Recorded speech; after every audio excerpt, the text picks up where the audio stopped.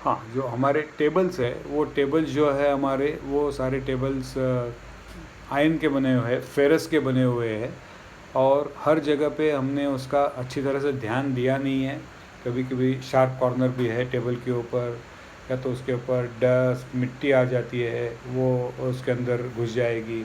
या तो किधर थोड़ा सा करोजन हो गया है तो वो टाइटेनियम के अंदर घुस जाएगा और वो चलेगा नहीं उसको।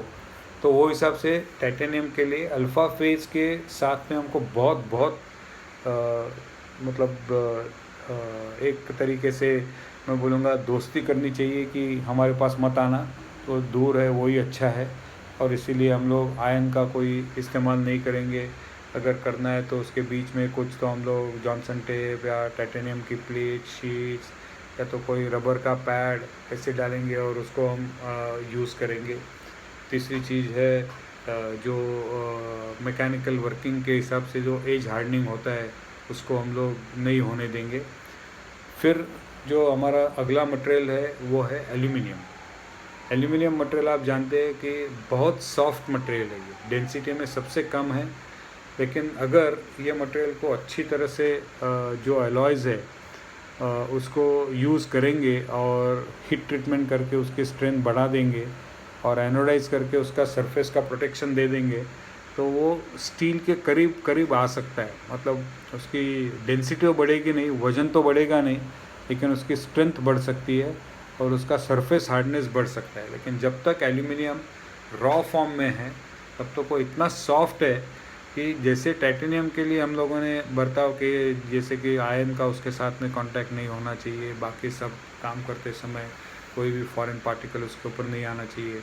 एल्यूमिनियम इतना सॉफ्ट होने से अगर प्लेट हम लोग टेबल के ऊपर रख रहे और टेबल के अंदर कोई एक छोटा सा भी हल्का सा 0.2 0.3 मिलीमीटर का भी डस्ट है, या तो कोई स्पैटर है, या कोई ग्राइंडिंग की डस्ट उसके ऊपर पड़ी हुई है और उसके अंदर अब ऊपर हम लोगों ने एल्यूमिनियम की प्लेट लगा दी, तो वो इमीडिएटली एल्यूमिनियम के सरफेस के अंदर घुस जाता है और उधर रह जाता है, वो निकलता नहीं है जल्दी बाहर। बहुत स्टिकी मटेरियल है एल्यूमिनियम, और सॉफ्ट होने से जो भी उसके अंदर घुस जाता है वो बाहर निकलता नहीं है जल्दी। टाइटेनियम में या तो स्टील में ऐसी छोटी छोटी डस्ट अंदर घुसने का चांस बहुत कम है, मतलब वो ऊपर चिपक जाएगा उसका लेकिन उसके अंदर नहीं घुसेगा। एल्यूमिनियम में खाली चिपकता नहीं है, वो एल्यूमिनियम के अंदर भी घुस जाता है। तो एल्यूमिनियम को सॉफ्ट मटेरियल होने से एक छोटा बेबी के जैसे उसको हम लोग जैसे केयरफुली उसको रख देते हैं। अगर 4-5 साल का बच्चा है तो उसको ऊपर उड़ाते हैं, नीचे रखते हैं, कुछ भी करते हैं हम लोग, वो अपना आप को संभाल ले सकता है। लेकिन अगर नवजात शिशु बोलते हैं हम लोग, 2 महीने का है, 3 महीने का है, तो उसका उठाने का तरीका, उसका रखने का तरीका जो अलग रहता है, क्योंकि उसको खुद को अपनी जो नेक है, मान जो है, वो संभाल नहीं सकता है वो। तो वैसे ही ये एल्यूमिनियम मटेरियल जब तक हीट ट्रीटमेंट नहीं हो जाती है उसके अंदर, या तो उसका एनोडाइजेशन नहीं होता है, वो अपने आप को संभाल नहीं सकता है। और इसीलिए उसको बहुत अच्छी तरह से उसको संभालना पड़ता है।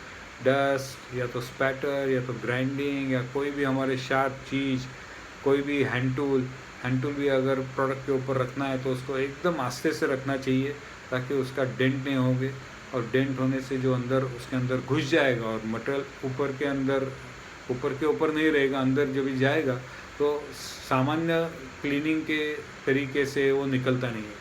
आप वायर ब्रश करोगे निकलेगा नहीं, एसीटोन से साफ़ करोगे वो निकलेगा नहीं। उसके लिए फिर अल्कलाइन मटेरियल ही उसको लगाना पड़ता है, तो ही वो उसका बॉन्ड है वो थोड़ा लूज़ करके वो निकल आता है।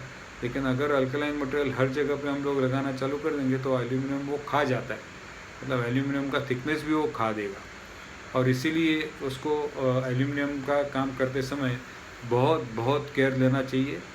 जैसे कि टाइटेनियम के अंदर है वैसे ही एल्यूमिनियम के अंदर है, लेकिन दोनों में फ़र्क इतना है कि एल्यूमिनियम बहुत सॉफ्ट मटेरियल है और टाइटेनियम के जैसा वो कोई आघात सह नहीं सकता है। और टाइटेनियम के अंदर ऐसा है कि उसके अंदर अल्फ़ा फेज़ है जो एल्यूमिनियम के अंदर हमको इतनी ज़्यादा तकलीफ़ नहीं देती है। वैसे ही हम लोग अगर स्टील में देखेंगे, जो फेज़ का जो हम लोगों ने देखा, वहाँ भी हम लोग देखते हैं कि जितना भी हमारा 321 ग्रेड का मटेरियल है या इनकोनेल मटेरियल है, वो सारे ऑस्टेनेटिक मटेरियल है, सिंगल फेज़ मटेरियल है। और उसके अंदर अगर फेराइट फेज़ आ जाती है, घुस जाती है, तो फिर है जैसे ही हम लोग उसके ऊपर काम करेंगे, मतलब थोड़ा भी मशीनिंग करेंगे, थोड़ा भी फॉर्मिंग करेंगे, थोड़ा भी वेल्डिंग करेंगे, तो ये अल्फ़ा फेज़ मार्टेनसाइट में कन्वर्ट होने का चांस रहता है। और एक बार वो मार्टेनसाइट हो गया तो बहुत हार्ड है वापस, और वंस अगेन उसका जो बेंडिंग है या तो फॉर्मिंग कैरेक्टरिस्टिक्स है वो अच्छी नहीं रहती है। बहुत हार्ड होने से उसका करोजन रेजिस्टेंस भी ख़राब हो जाता है। और इसीलिए stainless steel 17.4 pH, 15.5 pH, 321 Inconel, ये काम करते समय हमको सबसे अगर किसी का ध्यान देना है ये मटेरियल के अंदर, तो वो है कार्बन का। अगर कार्बन उसके अंदर ये तीनों मटेरियल के अंदर घुस जाते हैं, 17.4, 15.5 प्रेसिपिटेशन हार्डनिंग, या तो 321, या तो 430 ग्रेड का जो हम लोग मैग्नेटिक स्टेनलेस स्टील यूज़ करते हैं, या इनकोनेल 718, 625 यूज़ करते हैं, उसके अंदर कार्बन का कहाँ भी उसके अंदर छिड़काव नहीं होना चाहिए। तो नॉर्मल हमारा जो काम करने का तरीका है उसके अंदर कार्बन कहाँ से आ सकते हैं, तो हमारे जो बैटरी सेल्स है उसका कभी भी नज़दीक नहीं लाने का। जो हमारे रबर के हैंडल्स है, वो रबर के हैंडल में बहुत सारा कार्बन रहता है, उसको अच्छी तरह से साफ़ रखना है, या रबर के साथ में उसको ज़्यादा इम्पैक्ट नहीं देना है। फिर तीसरा चीज़ है वो हमारा जो हाई कार्बन कंटेंट वाले टूल्स है, तो इम्पैक्ट करना है तो इम्पैक्ट मतलब अगर फॉर्मिंग करना ही अनअवॉइडेबल है तो उसको करना ही पड़ेगा, लेकिन उसके बीच में कोई एक अच्छा आयरन का शीट या कोई कॉपर का शीट डाल देंगे, एल्यूमिनियम का शीट डाल देंगे तो वो चलेगा। लेकिन डायरेक्ट ब्लो जितना कम कर सकते हैं हम लोग उतना कम करना चाहिए। तो ऐसे अलग अलग तरीके हैं, अलग अलग मटेरियल से, अलग अलग मटेरियल के लिए हर एक चीज़ के लिए अलग अलग करना पड़ेगा। फाइनली जो हमारे ग्राइंडिंग व्हील्स है एल्यूमिनियम के ऊपर, आप जानते हैं कि हमको ग्राइंडिंग करना अलाउड नहीं है। वहाँ हमको चीज़ल या तो हैक्सॉ या तो हमारे जो बरविल बोलते हैं वो बरविल से ही हमको उसको काटना पड़ेगा, या तो ड्रेसअप करना पड़ेगा। ग्राइंडिंग करने से ग्राइंडिंग की डस्ट एल्यूमिनियम सॉफ्ट होने से उसके अंदर अंदर घुस जाती है और बाद में फिर हमको तकलीफ़ दे सकती है। तो जिरकोनिया ग्रेड जो है वो सबसे अच्छा है। नॉन मैग्नेटिक वायर ब्रश है वो सबसे अच्छे है उसके लिए, या तो हर मटेरियल के लिए जिरकोनिया या तो नॉन मैग्नेटिक वायर ब्रश इसका इस्तेमाल करना चाहिए। लेकिन ये मटेरियल एक दूसरे को सह नहीं सकते।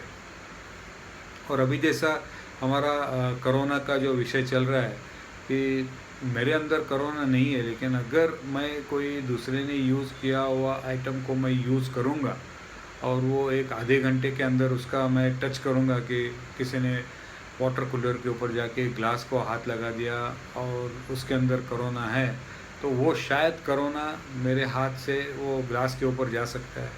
और आधे घंटे के अंदर अगर मैं वापस वहाँ चला गया और वो ग्लास को बराबर से साफ़ नहीं किया, मैंने ऐसे ही उसको हाथ लगा दिया पानी से नहीं धोते हुए, और उसको मैंने यूज़ किया, तो वो कोरोना वायरस वो ग्लास से मेरे हाथ में आ सकता है और शायद मेरे शरीर में भी जा सकता है। वैसे ही ये एलॉयज़ एक दूसरे के साथ में कोरोना जैसे ही देखते हैं। तो एक बार अगर मैंने वायर ब्रश या ग्राइंडिंग व्हील या कोई भी टूल है मेरा, शायद चीज़ल है, फाइल है, हैमर है, स्क्रू ड्राइवर है, या तो आपके जो पॉइंटर्स है सेंटरिंग के लिए रिवेटिंग के अंदर यूज़ करते हैं आप, तो वो सारे जो एक बार टाइटेनियम में यूज़ कर दिया तो उसका टाइटेनियम उसके ऊपर चढ़ जाता है। आपको दिखाई नहीं देगा वो, जैसे वायरस दिखाई नहीं देता वैसे, लेकिन वो वहाँ बिठा रहता है। और फिर वो वाला स्क्रू ड्राइवर या वो वाला हैमर या यो वाला ग्राइंडिंग या तो पॉलिशिंग व्हील आपने एल्यूमिनियम के ऊपर चलाया या तो आपने निकल के ऊपर चलाया, तो वापस वो टाइटेनियम वहाँ से जो ग्राइंडिंग व्हील के ऊपर गया, ग्राइंडिंग व्हील से एल्यूमिनियम के ऊपर जाके बच जाता है और फिर वो नहीं चलता है, वो एक दूसरे को सह नहीं पाते। तो इसीलिए हम लोग ज़्यादा करके मैंने बोल दिया है कि जिरकोनियम वाले ग्राइंडिंग व्हील हम लोग यूज़ करेंगे, जिरकोनियम वाले पॉलिशिंग पेपर यूज़ करेंगे, और जितना हो सके उतना टेफ्लॉन की जो हैमर्स हैं हमारे पास उसको ही यूज़ करेंगे। लेकिन अगर उससे भी ज़्यादा हमको कुछ यूज़ करने की ज़रूरत है करेक्शन के लिए, टेफ्लॉन का जो फोर्स है वो सफिशिएंट नहीं है, और फिर आयरन की जो फेरस की बनी हुई हैमर या फेरस के बने हुए बाकी टूल्स यूज़ करने पड़ेंगे, तो उसको एक अच्छा प्रोटेक्टिव लेयर दे देंगे। कभी ब्लैकोडाइज कर सकते हैं, क्रोम प्लेटिंग कर सकते हैं, निकल प्लेटिंग कर सकते हैं, और बहुत सारे तरीके हैं प्लेटिंग करने के। अगर कुछ भी नहीं है तो जॉनसन की टेप लगा सकते हैं। अगर वो भी नहीं है, पकड़ नहीं रही है अच्छी तरह से, उसको हमको जो इंसुलेट करना है वो नहीं हो रहा है, तो बीच में कम से कम वही मटेरियल के सॉफ्ट पैनल जो है वो डालो, तो वो सेक्रीफिशियल है, मतलब उसको हम लोग कभी भी फेंक पे दे सकते हैं और अपना जो आर्टिकल है उसको संभाल सकते हैं। तो ऐसे अलग अलग तरीके से हमको काम करना पड़ेगा। एरोस्पेस में काम करना है तो बहुत अच्छी तरह से क्लीनलीनेस रखना पड़ेगा, 5S रखना पड़ेगा। और एक चीज़ एक बार किसी मटेरियल के ऊपर ले ली तो उसको हम लोग कलर कोडिंग कर देंगे, blue colour coding stainless steel के लिए। कलर तो आप डिसाइड कर लीजिए, मैं तो खाली अभी बताने के लिए बता रहा हूँ कि अगर ब्लू है तो वो खाली स्टेनलेस स्टील के ऊपर ही चलेगा, रेड है तो खाली वो टाइटेनियम के ऊपर ही चलेगा, येलो है तो फिर वो खाली एल्यूमिनियम के ऊपर ही चलेगा। तो इसके वजह से हमारी इन्वेंट्री बढ़ने वाली है। मतलब एक ही हैमर हमको 3 तरीके से रखना पड़ेगा। एक हैमर टाइटेनियम के लिए यूज़ करेंगे, एक एल्यूमिनियम के लिए यूज़ करेंगे, और एक बाकी इनकोनेल और स्टेनलेस स्टील और बाकी ग्रेड्स के लिए यूज़ करेंगे। ऐसा कुछ ना कुछ तो बदलाव लाना पड़ेगा। और अगर ये बदलाव हम लोग लाएंगे तो आज जो हमारा बहुत सारा रिवर्क जो हो रहा है, मतलब सरफेस ट्रीटमेंट में जा रहा है, वापस आ रहा है। बाकी कोई हीट ट्रीटमेंट के लिए जा रहा है, उसके अंदर फिर काला दाग आता है, हीट ट्रीटमेंट के बाद में उसको फिर पॉलिशिंग या तो उसको ग्लास बेड ब्लास्टिंग करना पड़ता है, या तो और कोई केमिकल क्लीनिंग करना पड़ता है। तो इसका जो लोड और रिवर्क जो नॉन वैल्यू एडेड टाइम है, उसके लिए जो कस्टमर हमको पैसा नहीं देता है, वो हमको आज काम करने के लिए ज़बरदस्ती हो रही है। तो मेरे ख्याल से ये जो मैंने अभी आपको पिछले 30-40 मिनट में बताया अलग अलग मटेरियल के लिए, उसके लिए आपको फ़ायदेमंद होगा। और अभी मैं आपके कोई क्वेश्चंस है तो उसका आंसर का कोशिश करूँगा। और आप सबको बधाई देता हूँ कि आप लोगों ने सब ये अच्छी तरह से सुन लिया। और मुझे उम्मीद है कि ये जानकारी लेने के बाद में, जैसा कि मैंने हमारा जो ट्रेनिंग सेंटर है उसको मैंने बता दिया था कि ट्रेनिंग जो है वो 4 टाइप के रहता है। पहला जो ट्रेनिंग के अंदर जो आता है वो है स्किल। मैं कुछ भी करूँगा तो आपका जो अंदर स्किल है, आपके अंदर जो आपकी जो खुद की जो नेचुरल देन है, भगवान ने दी हुई देन आपके पास है, वो मैं आपके अंदर कभी भी नहीं ला सकता हूँ। तो मेरा ट्रेनिंग जो रहेगा वो कभी भी मैं आपको स्किल नहीं दे सकता हूँ। मैं स्किल को इंक्रीज़ करने के लिए आपको नॉलेज दे सकता हूँ। जैसा कि अभी मैंने आपको नॉलेज दे दिया कि अगर कौन सा मटेरियल है और उसकी क्या प्रॉपर्टीज़ है, तो मैं कैसे उसको देख लूँ, कैसे उसको हैंडल करूँ, कैसे उसके लिए बर्ताव करूँ। तो मेरा नॉलेज जो मैंने आपके साथ शेयर किया, उससे आपको आपका स्किल मेंटेन करने में या इंक्रीज़ करने में फ़ायदा हो जाएगा। दूसरा जो है वो है एटीट्यूड। तो एटीट्यूड मतलब क्या होता है कि मैं बहुत कैजुअल हूँ, मतलब चलता है, ऐसा कोई प्रॉब्लम नहीं, आज ये हो गया तो हो गया, नहीं हो गया तो नहीं हो गया। लेकिन अगर एरोस्पेस में काम करना है तो हमको एटीट्यूड के बारे में बहुत अच्छी तरह से देखना पड़ेगा, क्योंकि हमारे पास एक ही मौका है पार्ट अच्छा बनाने के लिए, उसके बाद में मौका आने वाला नहीं है। अगर एयरक्राफ्ट के अंदर हमारे पार्ट की वजह से कुछ कमी आ गई और वो एयरक्राफ्ट अच्छी तरह से नहीं चल रहा है, तो वो फाइनली नीचे आके गिरेगा ही। और गिरने के बाद में उसके अंदर अगर कोई संभाल सकते हैं, एनालिसिस कर सकते हैं, तो हमको लर्निंग मिलेगा। लेकिन वो इतना डिस्टॉर्ट हो जाएगा, इतना सारा उसके अंदर कमी आ जाएगी कि जो ओरिजिनल प्रॉपर्टीज़ है वो क्या दी थी हम लोगों ने, वो हमको मालूम नहीं पड़ेगा। तो इसके लिए ये चीज़ के अंदर, जैसे अगर हम बोलते हैं कि मैं वनडे खेल रहा हूँ या तो मैं T20 खेल रहा हूँ, तो मेरा एटीट्यूड सही होना चाहिए। अगर 5 डे मैच खेल रहा हूँ तो मेरा थोड़ा शांत शरीर होगा, मैं आस्ते आस्ते कर लूँगा, तो भी 5 दिन मेरे पास है, मैं उसको कर सकता हूँ। लेकिन अगर वही चीज़ वनडे में करनी है तो 50 ओवर में मेरे को आज जितना मैक्सिमम स्कोर करना है, या तो जो स्कोर सामने रखा है उसको पार करना है, तो मेरी एटीट्यूड बदली होनी चाहिए। और वैसे ही T20 में करना है तो और ही एटीट्यूड बदली होनी चाहिए, बहुत मेरे को एग्रेसिव होना पड़ेगा, जो मैं 5 डे में नहीं करता हूँ। और अगर आज मैं एक्सपोर्ट में काम कर रहा हूँ और इंटरनेशनल कंपटीशन में मैंने भाग ले लिया है, कि जहाँ पोलैंड जैसे एक अच्छा खासा प्रोडक्टिव नेशन है, कि जो आज वर्ल्ड में जाना जाता है कि अगर पोलैंड में काम किया तो वो बहुत अच्छा प्रोडक्टिव से ही काम किया है। अगर एग्रेसिव करना है तो मलेशिया में जाना पड़ता है, क्वालिटी है तो फिर जापान में जाना पड़ता है। लेकिन अगर ये सारी चीज़ मेरे को यहाँ इंडिया में लाना है तो मेरा एटीट्यूड चेंज करना पड़ेगा। ये परिवर्तन करने की बहुत बहुत उसके अंदर ज़रूरत है। और लास्ट में जो है वो है मेरा क्या बोलते हैं हम लोग उसको, एक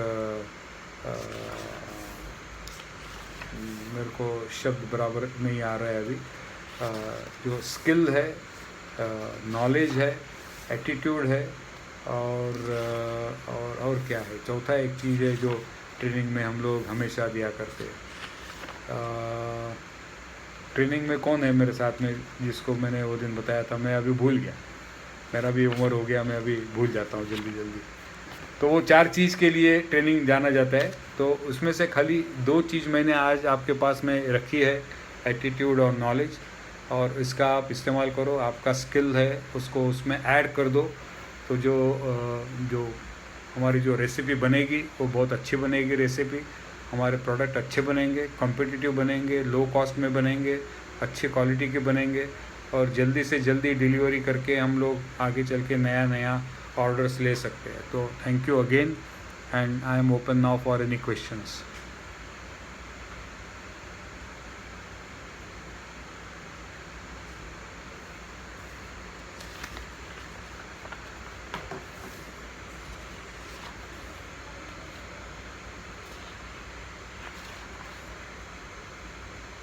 बोलो क्वेश्चन, मतलब बोलो सर। One question. हाँ सर, मैं कृष्ण मल्ल बोल रहे हैं ब्रैकेट सर से। हाँ सर, अभी हम लोग एल्यूमिनियम में अभी बेंडिंग करने का है। हाँ। इसमें इसके अलग पंच डाई बनाना पड़ेगा ना? इसमें पंच डाई अलग बनाने की ज़रूरत नहीं है, क्योंकि जो नॉर्मल रेडियस और पंच डाई करने हैं वो सेम ही रहेंगे। लेकिन काम करते समय जो मैंने आपको नहीं बताया, वो जो हिसाब से हम लोग उसको प्रेस करेंगे, जो रेट से, जो स्ट्रेन रेट बोलते हैं हम लोग उसको, वो स्ट्रेन रेट के अंदर हमको बदलाव लाना पड़ेगा। और जो हमारी एलवीडी प्रेस है उसके अंदर वो फैसिलिटी हमने ली हुई है, एलवीडी ने हमको फैसिलिटी दी हुई है कि हम लोग उसका जो स्ट्रेन रेट है, मतलब जो स्ट्रोक है हमारा 10 मिलीमीटर से पंच नीचे आना है या 100 मिलीमीटर से पंच नीचे आना है, कांटेक्ट करने के बाद में, पहले वाला नहीं मैं बोल रहा हूँ, आप जानते हैं ना कि जैसे प्रेस के अंदर वो पंच आके उसको टच होता है तो वो ज़ीरो पोजीशन हो जाती है, और उसके बाद में जो हम लोग उसको दबाते हैं उसको स्ट्रोक बोलते हैं। बाकी तो है वो डे लाइट एरिया है।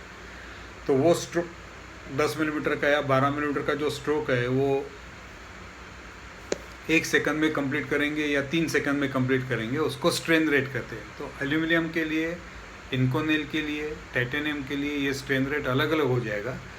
डाई पंच उसको फॉर्मिंग में बदली करने का ज़रूरत नहीं होगा 99%।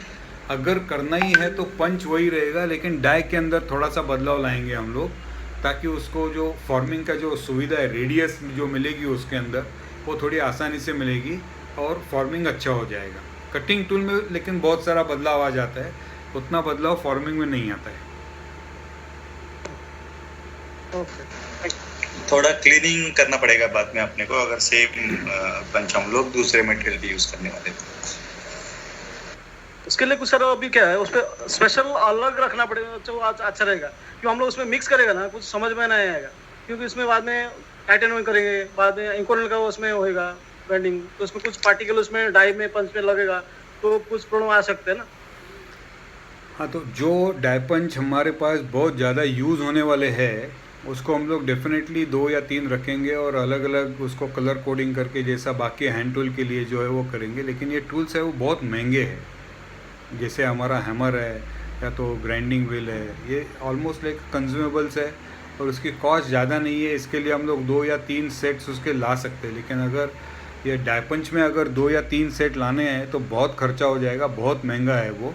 और इसके लिए जो आज कोरोना के लिए हम लोग कहते हैं कि अगर दूसरा किसी का टच होने का चांस है तो इमीडिएटली आप जाके वो आपका सैनिटाइज़र है उससे हाथ धो लो, या टॉयलेट में जाके साबुन से हाथ धो लो।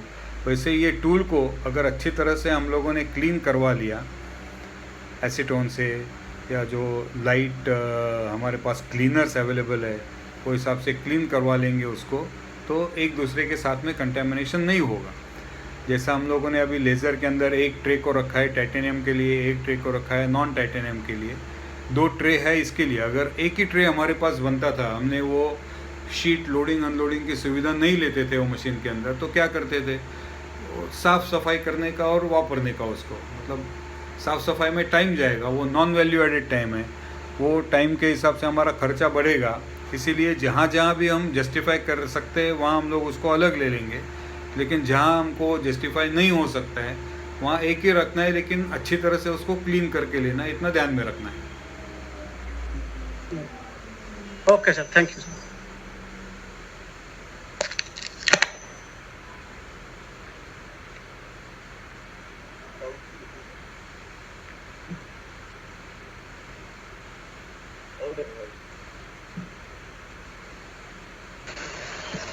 ये मशीन शॉप के फिटर्स है कौन?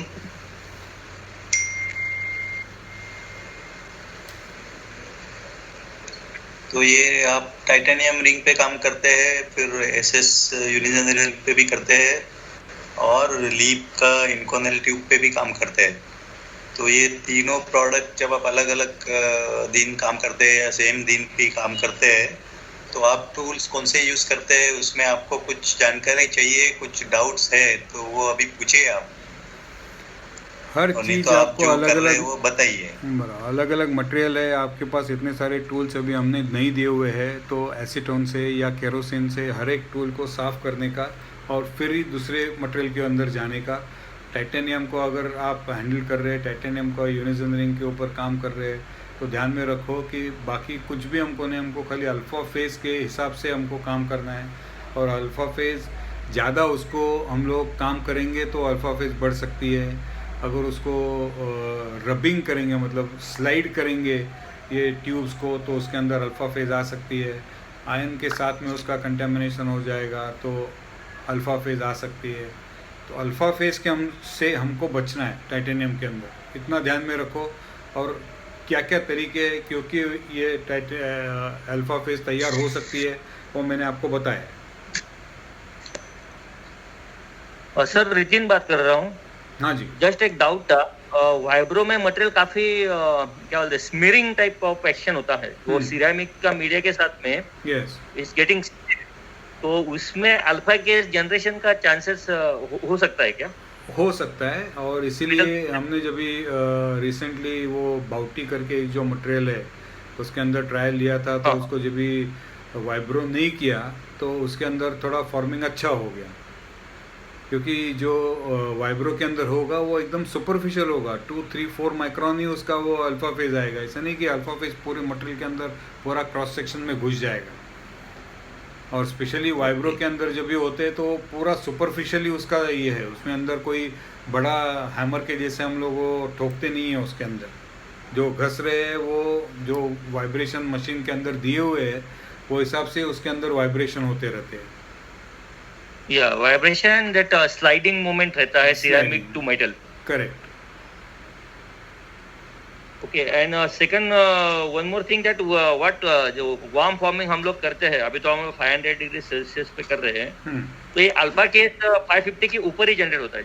500 है तो below 550 it won't be happen. Below 550 it will not happen, लेकिन फर्नेस के अंदर कभी कभी हॉटस्पॉट्स रहते हैं, मतलब आपने जो टेम्परेचर जहाँ मेजर कर रहे हैं वो 500 है, तो इसलिए फर्नेस का जो कैलिब्रेशन करते हैं हम लोग, वैसा ये जो गर्म करने का जो फर्नेस लिया हुआ है हमने, उसको भी 1 साल में एक बार हम लोग पूरा कैलिब्रेट करके 3-4 जगह देख लेंगे कि कहाँ भी उसके अंदर 500 के ऊपर टेम्परेचर नहीं है। और दूसरा चीज़ जो होती है कि वो रेडिएशन पैनल का भी एक टेस्ट रहता है, स्पेशली एल्यूमिनियम और टाइटेनियम के जो हीट ट्रीटमेंट के फर्नेसेस है उसके अंदर रेडिएशन अगर उसके अंदर बहुत ज़्यादा है तो वो रेडिएशन के हिसाब से सरफेस टेम्परेचर 500 के ऊपर चला जा सकता है। अच्छा, तो वो भी उसके अंदर नहीं होना चाहिए। लेकिन ये दोनों चीज़ हमने अभी हमारे जो फर्नेस है वो लेते समय करके ली हुई है, हमने देख लिया है कि रेडिएशन का उसके अंदर कोई तकलीफ है नहीं, रेडिएशन अच्छी तरह से उसने कैमोफ्लेज किया हुआ है। और दूसरा जो है वो हमारा हॉटस्पॉट्स भी नहीं है, लेकिन फाइनली फर्नेस है उसके अंदर प्रॉपर्टीज़ बदलाव हो सकते हैं, इंसुलेशन की प्रॉपर्टीज़ बदली हो सकते हैं। इसके लिए साल में एक बार उसका हमारे QA को बोल देने का और वो कैलिब्रेट करके दे देंगे हमको। Sure sir, sure. Thank you sir.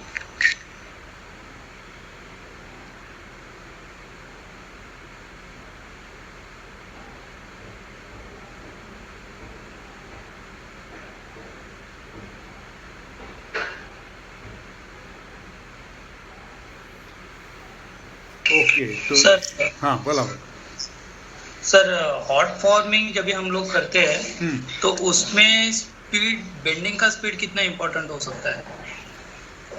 Hot forming का पर्पज़ ही ऐसे है कि हमारे जो बाकी फॉर्मिंग के अंदर जो कमी है उसको ओवरकम करने के लिए और प्रॉपर्टीज़ मटेरियल की अच्छी बढ़ाने के लिए हम उसको गर्म करते हैं। गर्म करने से उसका एलोंगेशन जो है वो बढ़ जाता है और उसका जो स्ट्रेंथ है वो टेम्परेली कम हो जाता है। वापस जब भी रूम टेम्परेचर पे आ जाएगा वो मटेरियल तो वो स्ट्रेंथ उसकी वापस रिगेन करेगा, एनिलिंग नहीं जाते। अगर हम लोग 700 डिग्रीज क्रॉस करेंगे टाइटेनियम के लिए तो वो एनिलिंग हो जाएगा और मटेरियल परमानेंटली सॉफ्ट बनेगा। 500 तक परमानेंटली सॉफ्ट नहीं बनता है, इसीलिए वो टेम्परेचर भी चुना हुआ है हम लोगों ने। तो इसीलिए हमको कोई ज़्यादा परेशानी की दिक्कत नहीं आएगी स्ट्रेन रेट की हॉट फॉर्मिंग के अंदर। लेकिन कोल्ड फॉर्मिंग करना है तो स्ट्रेन रेट बहुत इंपॉर्टेंट है। और सर हॉट फॉर्मिंग के जॉब में जो ग्रेन डायरेक्शन है वो कितनी इम्पोर्टेंट रहेगी? वन सेकेंड कि जैसे मतलब ऐसा एकदम कोई कंक्लूसिव आंसर इसके अंदर नहीं हो सकता है। आपको देखना पड़ेगा कि आपका जो बेंडिंग का रेडियस है वो थिकनेस के बराबर है क्या। Bending radius is equal to thickness, तो फिर ग्रेन डायरेक्शन भी इम्पॉर्टेंट है, वार्म फॉर्मिंग भी इम्पॉर्टेंट है। बाकी आपके नो शार्प और मटेरियल को एकदम अच्छी तरह से संभालना हो बहुत इम्पॉर्टेंट है। लेकिन अगर आपका बेंड रेडियस जो है वो थिकनेस के 3 टाइम्स है या तो उससे ऊपर है, R is equal to 3 times thickness, तो वो खाली ग्रेन डायरेक्शन देख लिया तो चलेगा या तो वार्म फॉर्मिंग देख लिया तो ग्रेन डायरेक्शन की देखने की ज़रूरत नहीं है। मतलब दोनों में से एक देखना पड़ेगा। अगर कॉम्प्लेक्स बेंड्स है उसके अंदर, मतलब एक दोनों डायरेक्शन से बेंड है, लॉन्जिट्यूडनल भी बेंड है, ट्रांसवर्स भी बेंड है, तो फिर वार्म फॉर्मिंग ही करना पड़ेगा, क्योंकि या तो 45 डिग्री में उसको ओरिएंट करके उसको बेंड करना पड़ेगा। लेकिन अगर आपका रेडियस 5R है, 5T है या 6T है, तो आपको ये कोई चीज़ देखने की ज़रूरत नहीं है, आराम से बेंड हो जाएगा, वो क्रैक भी नहीं होगा। जैसे हमारे टाइटेनियम ट्यूब है, टाइटेनियम के अंदर जो ट्यूब उसको हम लोग बेंडिंग कर रहे हैं तो उसका क्रॉस सेक्शन देख लोगे तो कितना 19 मिलीमीटर के ऐसा कुछ अपना वो क्रॉस सेक्शन है, 19 या 20 मिलीमीटर, मेरे को एग्जैक्ट याद नहीं है। और बेंडिंग रेडियस कितना है हमारा, 1 मीटर डायमीटर है, 2 मीटर डायमीटर का हम लोग करते हैं, मतलब 500 मिलीमीटर से भी ऊपर है। तो 500 डिवाइडेड बाय 25 उसका क्रॉस सेक्शन में, थिकनेस भी नहीं ले रहा हूँ, थिकनेस लेंगे तो और ज़्यादा आएगा नंबर, लेकिन मैं पूरा क्रॉस सेक्शन देख रहा हूँ कि वो square cross section titanium tube का है, वो पूरा थिकनेस समझ रहा हूँ मैं, तो भी 500 डिवाइडेड बाय 25 कर लेंगे तो भी वो 20 के ऊपर आ रहा है वो नंबर। इसके लिए टाइटेनियम बेंड करने में कभी वो ट्यूब क्रैक नहीं होगी। लेकिन टाइटेनियम का मैं एक आपको बताना भूल गया कि टाइटेनियम के अंदर सबसे ज़्यादा स्प्रिंग बैक है, और वो स्प्रिंग बैक के वजह से आप बेंड करोगे शायद 400 मिलीमीटर डायमीटर पे या 400 मिलीमीटर रेडियस पे, लेकिन बेंड का फोर्स आप निकाल दोगे तो डायरेक्टली 600 बनेगा, 800 बनेगा, रेडियस ऑटोमेटिक खुल जाएगा वो मटेरियल, ओरिजिनल शेप में आना चाहिएगा, उसको बोलते हैं हम लोग स्प्रिंग बैक। और टाइटेनियम के अंदर एक्स्ट्रा बेंड करके उसको रिवर्स बेंड नहीं कर सकते। बाकी मटेरियल में रिवर्स बेंड चल सकता है, लेकिन टाइटेनियम में रिवर्स बेंड नहीं करना है। इसीलिए हम लोगों ने क्या किया था, टाइटेनियम जब भी बेंड किया था तभी आस्ते आस्ते हम लोगों ने उसका जो एक्सेसिव बेंडिंग था टू अवॉइड स्प्रिंग बैक वो देख लिया, और फिर एक जगह ऐसे आ गए कि जहाँ अभी वो स्प्रिंग बैक होने के बाद भी हमारा जो एक्सपेक्टेड डायमीटर है उसके आजू बाजू में ही आ रहा है, बहुत ज़्यादा फर्क नहीं आ रहा है।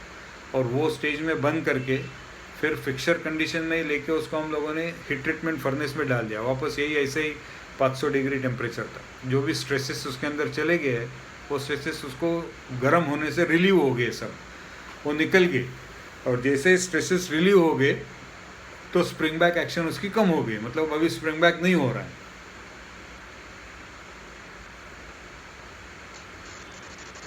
Okay sir, thank you.